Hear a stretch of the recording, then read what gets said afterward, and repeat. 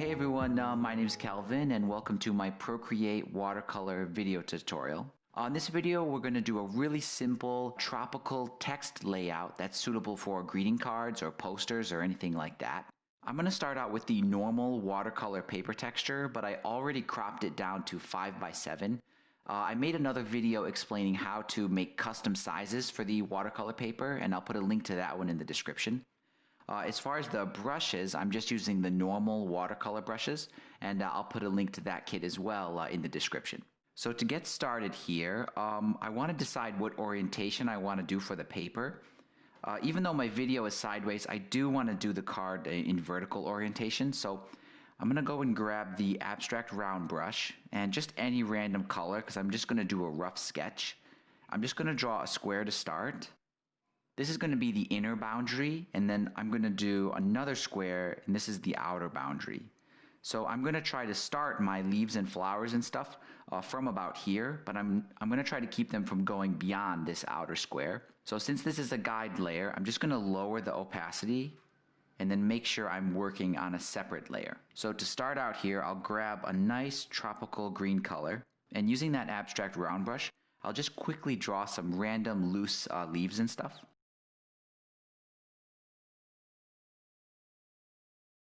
And once I have that sort of first pass, I'm going to grab a little bit of a darker version of that same color and then add a few more leaves and stuff in between.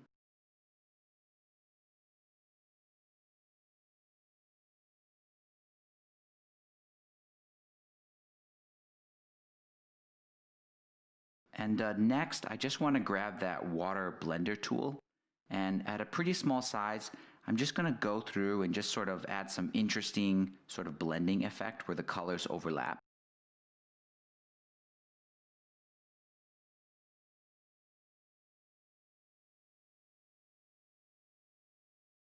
Okay, that's looking pretty good. I left some hard edges just because I really like the way that looks. It really has this authentic watercolor kind of a look. The next thing I'll do is grab an even darker version of that same color. And then I think I'll use the fine liner pen. We'll give that a try and see what that looks like. A little bit too dark, maybe a little bit lighter. The fine liner pen does make the colors pretty dark. So there we go, I like this color, and I'm just going to add some sort of simple details, not to all the leaves, but just to a few of them.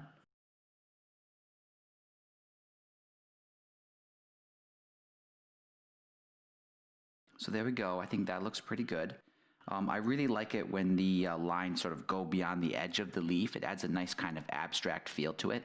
If I look at the overall balance here, I do feel like it's missing something in this upper corner. So what I'll do is I'll grab the arrow tool, and then I'm going to go to warp. And I can zoom out here and just kind of stretch that corner, maybe push in the side and just try to rebalance this. I think that looks pretty good. So to apply this, I'll just click that arrow again. And now I want to add some interesting variation in the color. It looks a little bit flat, just all this one shade of green. So I'll grab that selection tool and go to freehand, and I'll just make a random selection like this, and then I'll feather it out, maybe around 20% like that. And then I'll go to hue, saturation, and brightness. Then if I shift the hue, it'll sort of add some interesting color wherever that selection overlaps. I think that looks pretty good, a little bit blue. And I'll do it one more time, just in some different areas. And this time I'll feather it just a little bit. And then same thing, hue, saturation, and brightness. This time I'll shift the hue a little bit warmer. There we go, I think that looks pretty cool. Now, you can still see my sort of square sketch in the background, so I'll go to my layers panel and just hide that. I don't need that one anymore. Now I want to mask off the inside of this, and there's a few ways to do that, but I think the best way is to just make a new layer, make sure it's above the leaves we just drew. Go to that selection tool and then go down to rectangle, then just draw a rectangle just like that, about where we drew the square before. There we go. And then that selection is sort of active, and I can go over here to the color panel and then choose a pure white color. And then if I click this circle and just drag it, I'll get this little white circle, and I'll just drag it onto my selection, and it just sort of fills in that selection because it's still active, and then I can sort of deselect that. And now if I go to my layers panel, you can see I have this white square sort of here. And it looks a little bit too perfect, so I'm going to go to my eraser brush and maybe medium size. I'm just going to go along the edge and just sort of rough it up a little bit. There we go. That looks a little bit better. It looks a little bit more handmade. So I'm really terrible at hand lettering, so I'm going to do a little cheat here. So first I'm going to go over to my color panel and choose just a darker color. Then I'm going to drop in some text by going to the wrench and then add text. And it'll bring up this little text panel here. And I'll just type in tropical greetings, and I can move this down here. Now I want to edit the style of it, so I'll choose maybe a little bit of a more interesting font. There we go. I think that's a good font. I want them to be a little closer together, so I'll change the leading. Okay, I'm happy with that. So I'll grab my arrow tool and then just scale this up to fill the space a little bit better. Okay, that looks pretty good. So I'll deselect it. And now for my little trick here, I'm going to lower the opacity of this text layer just so I can barely see it. I'll make a new layer on top, and then using the sharp round brush and a pretty dark color, I'm just going to trace over this lettering and just kind of do the best I can.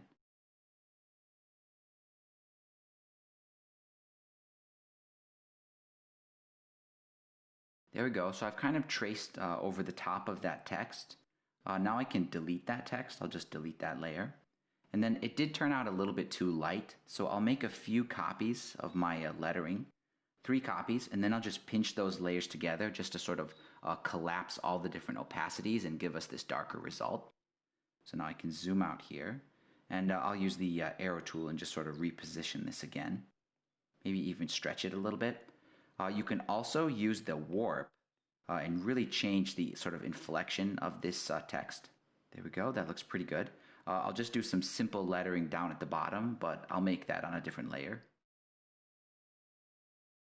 And that ended up being kind of in the wrong place, so I'll just use the uniform move tool, sort of line that up and scale it down.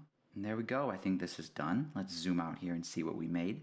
So that's pretty much it. This is how I do this kind of simple, loose, botanical kind of greeting card style. I really like this project because I think anyone can do it, and the results are just like, it's so much fun. It's so satisfying, especially if you have a printer and you can print this out at home. But other than that, guys, thank you so much for your support. Thanks for watching, and I'll see you in the next video.